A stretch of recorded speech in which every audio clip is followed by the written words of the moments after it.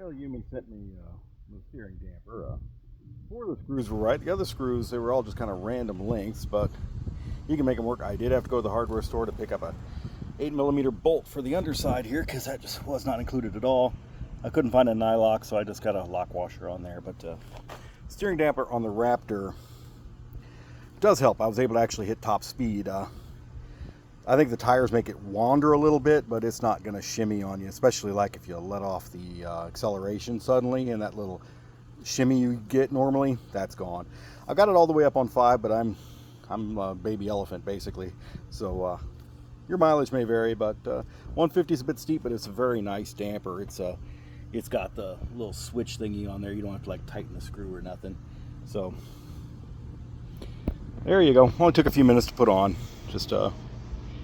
Just be patient. Also, if you do it, make sure you know your screw ends are over here, because if you put them in over here, they're not going to work.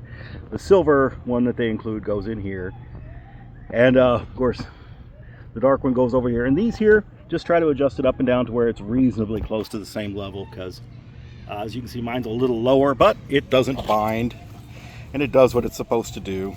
So yeah, Yume Raptor steering damper upgrade.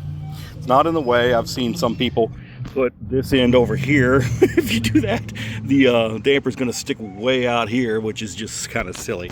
But there you go. Good day.